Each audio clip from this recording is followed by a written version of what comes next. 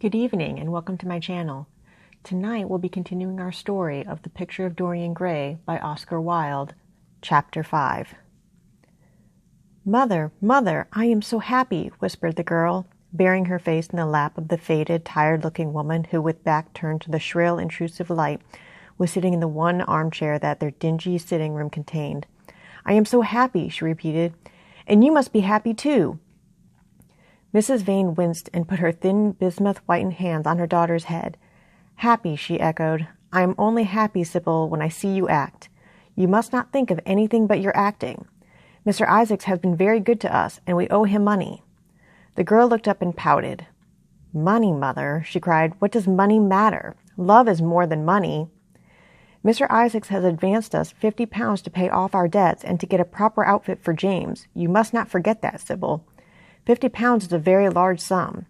Mr. Isaacs has been most considerate." "He is not a gentleman, Mother, and I hate the way he talks to me," said the girl, rising to her feet and going over to the window. "I don't know how we could manage without him," answered the elder woman querulously. Sybil Vane tossed her head and laughed. "We don't want him any more, Mother. Prince Charming rules life for us now." Then she paused. A rose shook in her blood and shadowed her cheeks. Quick breath parted the petals of her lips. They trembled. Some southern wind of passion swept over her and stirred the dainty folds of her dress. "I love him," she said simply. Foolish child, was the parrot phrase flung in answer. The waving of crooked, false-jeweled fingers gave grotesqueness to the words. The girl laughed again. The joy of a caged bird was in her voice. Her eyes caught the melody and echoed it in radiance, then closed for a moment as though to hide their secret. When they opened, the mist of a dream had passed across them. Thin-lipped wisdom spoke at her from the worn chair, hinted at prudence, quoted from that book of cowardice whose author apes the name of common sense. She did not listen. She was free in her prison of passion. Her Prince Charming, was with her. She had called on memory to remake him. She had sent her soul to search for him, and it had brought him back. His kiss burned again upon her mouth. Her eyelids were warm with his breath. Then wisdom altered its method and spoke of espial and discovery. This young man might be rich. If so, marriage should be thought of. Against the shell of her ear broke the waves of worldly cunning. The arrows of craft shot by her. She saw the thin lips moving and smiled. Suddenly she felt the need to speak. The wordy silence troubled her. "Mother, Mother," she cried, "why does he love me so much? I know why I love him. I love him because he is like what love himself should be. But what does he see in me? I am not worthy of him. And yet, why I cannot tell, though I feel so much beneath him, I don't feel humble. I feel proud, terribly proud. Mother, did you love my father as I love Prince Charming?" The elder woman grew pale beneath the coarse powder that dabbed her cheeks, and her dry lips twitched with a spasm of pain. Sybil rushed to her, flung her arms around her neck, and kissed her.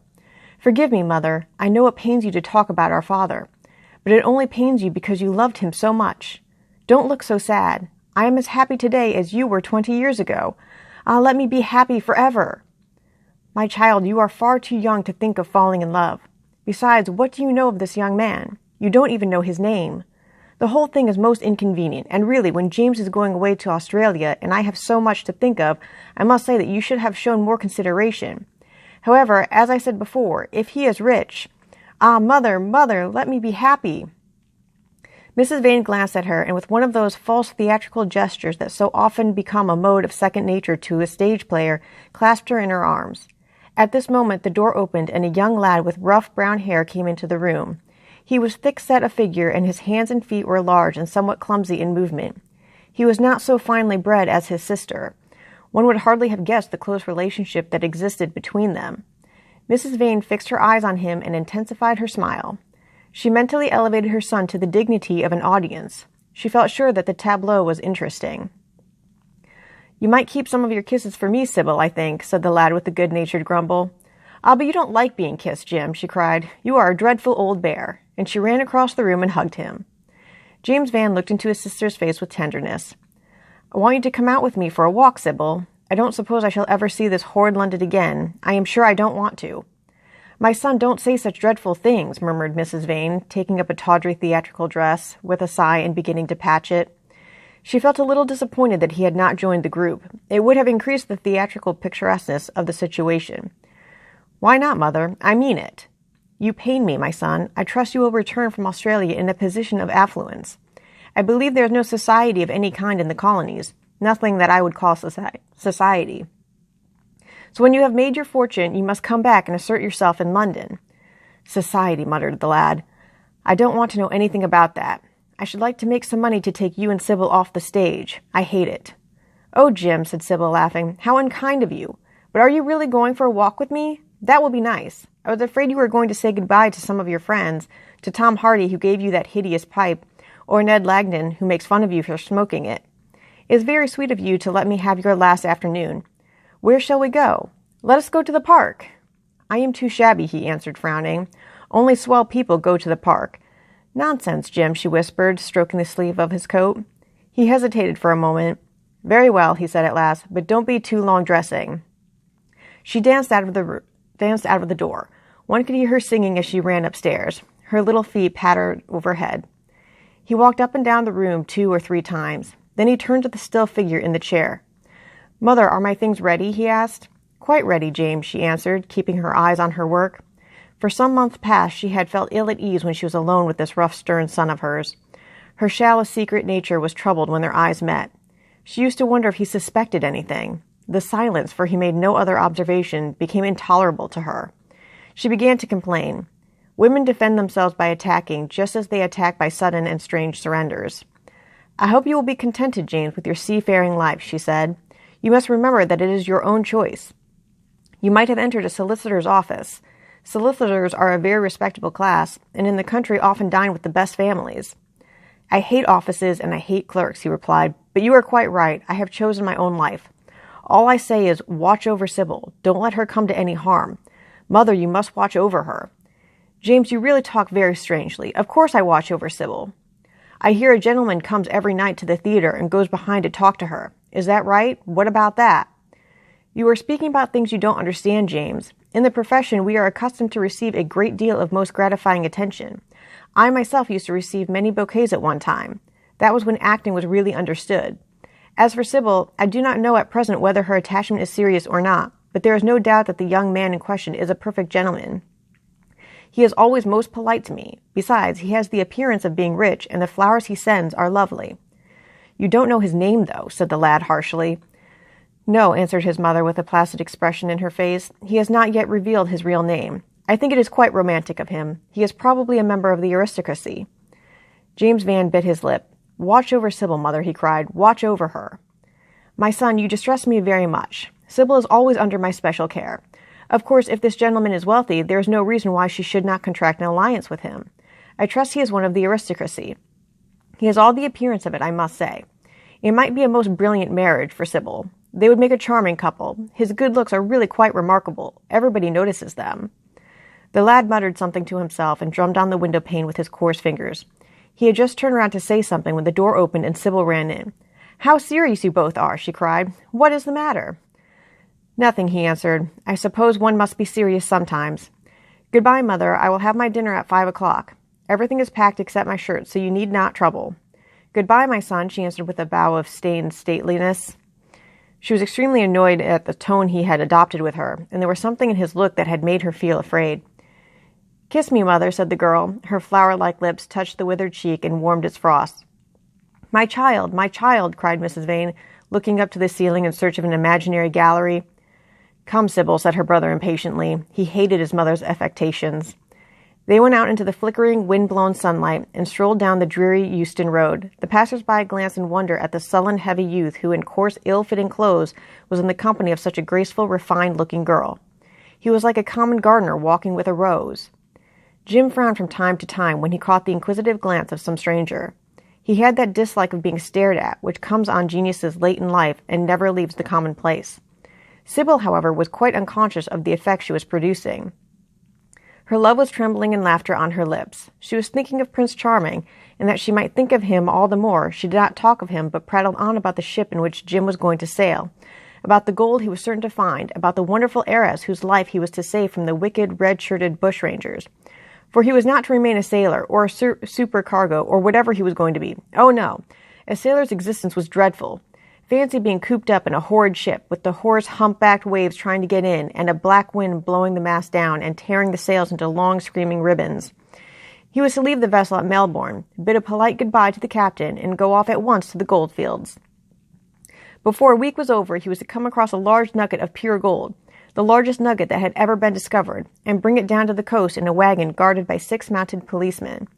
The bushrangers were to attack them 3 times and be defeated with immense slaughter. Oh no, he was not to go to the goldfields at all. They were horrid places where men got intoxicated and shot each other in barrooms and used bad language. He was to be a nice sheep farmer, and one evening, as he was riding home, he was to see the beautiful heiress being carried off by a robber on a black horse and give chase and rescue her. Of course she would fall in love with him, and he with her, and they would get married and come home and live in an immense house in London. Yes, there were delightful things in store for him. But he must be very good, and not lose his temper or spend his money foolishly. She was only a year older than he was, but she knew so much more of life. He must be sure also to write to her by every mail, and to say his prayers each night before he went to sleep. God was very good and would watch over him. She would pray for him too, and in a few years he would come back quite rich and happy. The lad listened sulkily to her and made no answer. He was heartsick at leaving home. Yet it was not this alone that made him gloomy and morose. Inexperienced though he was, he had still a strong sense of the danger of Sybil's position. This young dandy who was making love to her could mean her no good. He was a gentleman, and he hated him for that. Hated him through some curious race instinct for which he could not account, and which for that reason was all the more dominant within him. He was conscious also of the shallowness and vanity of his mother's nature, and in that saw infinite peril for Sybil and Sybil's happiness. Children begin by loving their parents. As they grow older, they judge them. Sometimes they forgive them. His mother. He had something on his mind to ask of her, something that he had brooded on for many months of silence. A chance phrase that he had heard at the theater, a whispered sneer that had reached his ears one night as he waited at the stage door, had set loose a train of horrible thoughts. He remembered it as if it had been the lash of a hunting crop across his face. His brows knit together into a wedge-like furrow, and with a twitch of pain he bit his underlip. "You are not listening to a word I am saying, Jim," cried Sybil, "and I am making the most delightful plans for your future. Do say something." "What do you want me to say?" "Oh, that you will be a good boy and not forget us," she answered, smiling at him. He shrugged his shoulders. "You are more likely to forget me than I am to forget you, Sybil." She flushed. "What do you mean, Jim?" she asked. "You have a new friend, I hear. Who is he? Why have you not told me about him?" "He means you no good."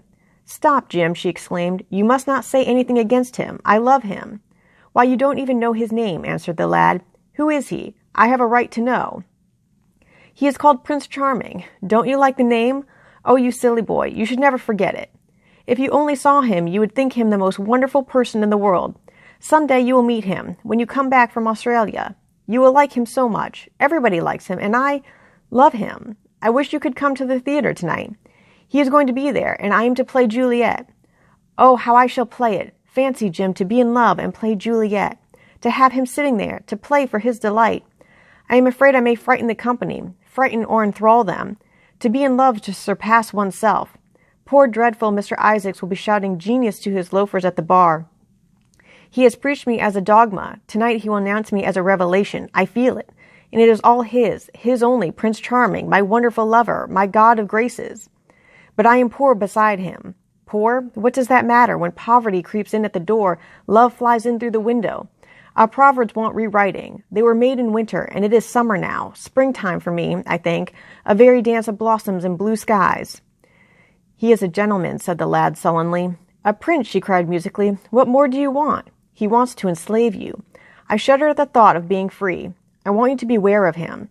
To see him is to worship him. To know him is to trust him. Sybil, you are mad about him. She laughed and took his arm. You dear old Jim, you talk as if you were 100. Some day you will be in love yourself. Then you will know what it is.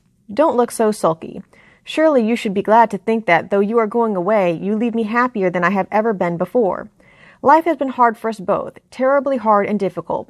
But it will be different now. You are going to a new world, and I have found one. Here are 2 chairs. Let us sit down and see the smart people go by. They took their seats amidst a crowd of watchers. The tulip beds across the road flamed like throbbing rings of fire. A white dust, tremulous cloud of orris root, it seemed, hung in the panting air. The brightly colored parasols danced and dipped like monstrous butterflies. She made her brother talk of himself, his hopes, his prospects. He spoke slowly and with effort. They passed words to each other as players at a game pass counters. Sybil felt oppressed. She could not communicate her joy. A faint smile curving that sullen mouth was all the echo she could win. After some time she became silent. Suddenly she caught a glimpse of golden hair and laughing lips, and in an open carriage with 2 ladies, Dorian Gray drove past. She started to her feet. "There he is!" she cried.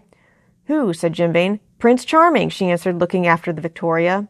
He jumped up and seized her roughly by the arm. "Show him to me. Which is he? Point him out. I must see him," he exclaimed.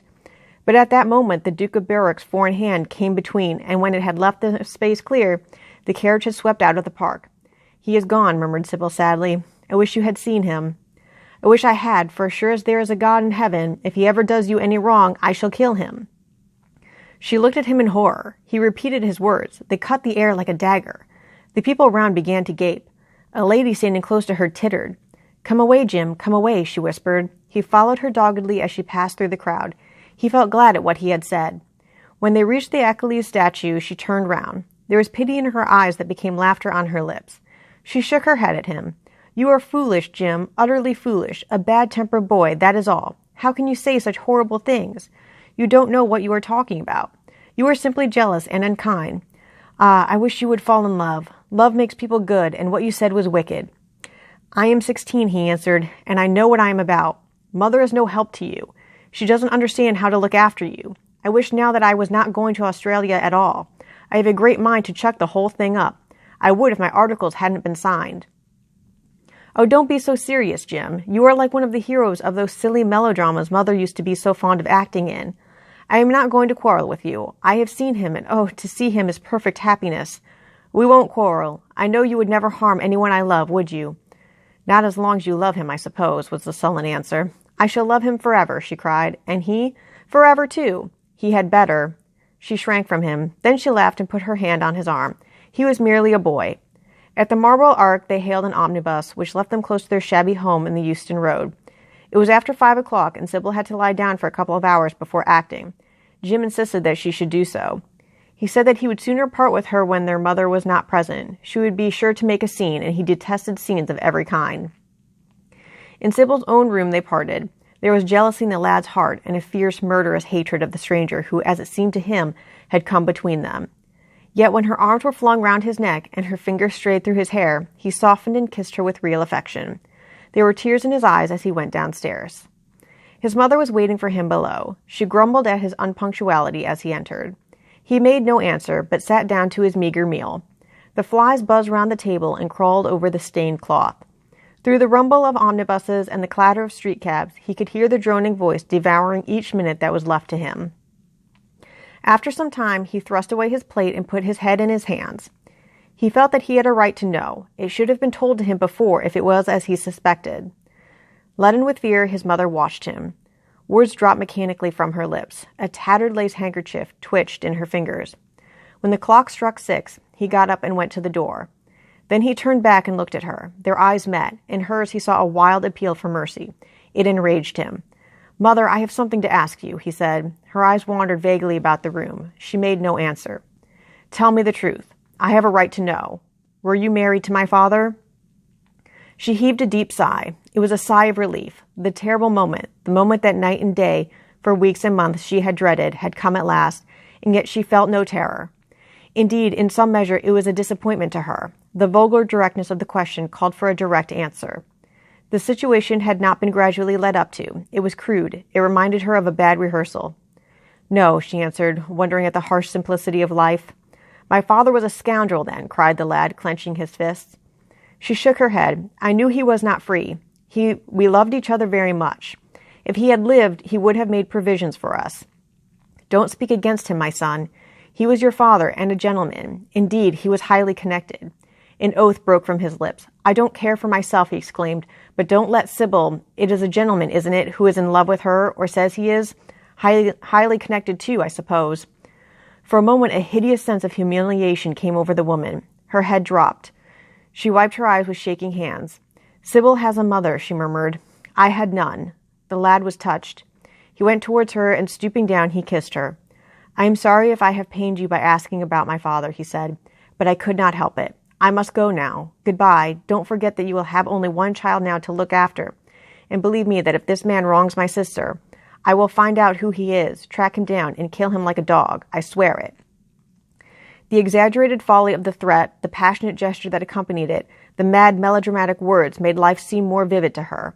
She was familiar with the atmosphere. She breathed more freely, and for the first time for many months she really admired her son. She would have liked to have continued the scene on the same emotional scale, but he cut her short. Trunks had to be carried down and mufflers looked for. The lodging-house drudge bustled in and out. There was the bargaining with the cabman. The moment was lost in vulgar details. It was with a renewed feeling of disappointment that she waved the tattered lace handkerchief from the window as her son drove away. She was conscious that a great opportunity had been wasted. She consoled herself by telling Sybil how desolate she felt her life would be now that she had only one child to look after. She remembered the phrase, "It had pleased her," of the threat she said nothing. It was vividly and dramatically expressed. She felt that they would all laugh at it some day. Thus ends Chapter 5.